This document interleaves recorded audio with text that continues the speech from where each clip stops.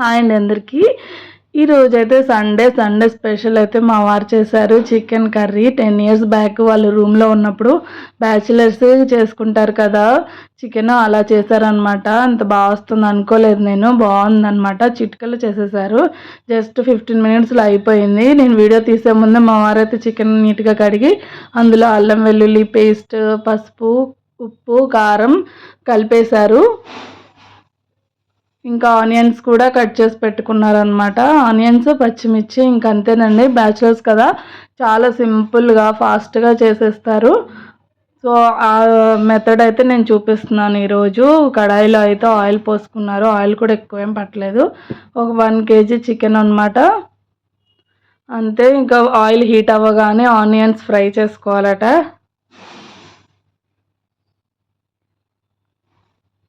ఇంకా చిన్న పచ్చిమిర్చి 2 కట్ చేసి వేశారు. ఆనియన్స్ మంచిగా ఫ్రై అయ్యే వరకు ఉంచాలట. ఇంకా ఆనియన్స్ ఫ్రై అవుతూ ఉన్నప్పుడే పసుపు, అల్లం పేస్ట్ ఒక 1/2 స్పూను, ఇంకా వెల్లుల్లి పేస్ట్ ఒక 1/2 స్పూను.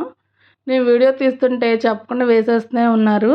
నేను అటు ఇటు తిరుగుతూ మొత్తం వీడియో కవర్ చేశాను అనమాట. ఇంకా అది కూడా పచ్చివాసన పోయే వరకు ఫ్రై చేసుకోవాలి. ఒక సగం ఆల్రెడీ ముందు మ్యారినేట్ చేసుకుని చికెన్లో వేశారు కదా, ఇంకొక కొంచెం మాత్రమే వేశారు. అందుకే ఇప్పుడు తర్వాత ఇంకా సాల్ట్ లైట్గా అలా చల్లుకోవాలంట. అంటే ఏది స్పూన్స్ లాగా వేయట్లేదు. మనమైతే వంట చేసేటప్పుడు పసుపు 1/2 స్పూను, సాల్ట్ 1 స్పూను అని చెప్తాం కదా, బ్యాచిలర్స్ అలా వేయాలంట. అలా చేత్తో తీసి వచ్చినట్టు వేసేయటమే, ఎంత పడితే అంత. సో నేనైతే స్పూన్స్ లాగా చెప్తున్నాను, నేను నాకు దగ్గరుండి చూశాను కాబట్టి. మనకు 1 kgకి అయితే 2 స్పూన్లు పడతాయండి. అందుకే మ్యారినేట్ చేసినప్పుడు 1 స్పూను. సాల్ట్ అయితే ఇప్పుడు ఆనియన్స్ ఫ్రై అవ్వడానికి కొంచెం చల్లారు, తర్వాత ఇంకొంచెం వేస్తారు.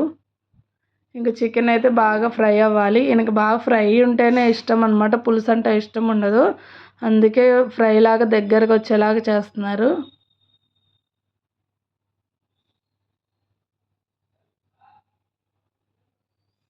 చికెన్ ఎక్కడ అడుగంటకుండా చక్కగా కింద నుండి తిప్పుతున్నారనమాట.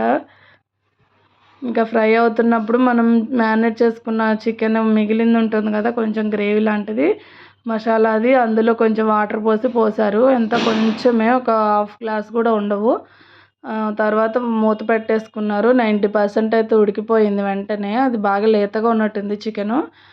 తర్వాత అయితే ఇది కారం అనుకుంటా, కారము ఇంకా చికెన్ మసాలా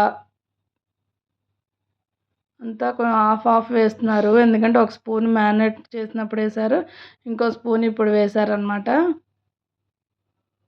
మసాలా అయితే ఇప్పుడే వేస్తున్నారు. ఇంకా మొత్తం అన్నీ కలిసేలాగా. ఇదేమో చికెన్ మసాలా, ఇంతకుముందు వేసింది గరం మసాలా అట. కారము, చికెన్ మసాలా, గరం మసాలా యాడ్ చేశారు. ఇంకా అంతే, అయిపోయింది. చికెన్ అయితే త్వరగా ఉడికిపోయింది. అన్నీ దగ్గర పెట్టేసుకుంటే 1/2 గంటలో అయిపోతుందండి చికెను. అది ఉడకడమే లేట్. ఇంక తర్వాత స్టవ్ ఆఫ్ చేసుకొని కొత్తిమీర చల్లుకుంటే చికెన్ కర్రీ అయితే రెడీ అయిపోయింది. భలే చేశారు, స్పైసీగా ఉంది, చాలా బాగుంది. ఈయనకి ఇలా ఉంటేనే ఇష్టం అనమాట, అందుకని ఆయన అలానే చేసుకున్నారు. నేనైతే దాంతోపాటు మా వారు చికెన్ చేస్తుంటే పక్క నుండి నేను వీడియో తీసుకుంటూ మండి ప్రిపేర్ చేశాను. మండి కూడా నెక్స్ట్ వీడియో అదేనండి. చికెన్ అయితే స్పైసీగా చాలా బాగుంది. మండీలోకి మేమైతే పులుసు అస్సలు చేసుకోము, ఇలానే చేసుకుంటాము. అయినా కానీ చాలా బాగుందండి.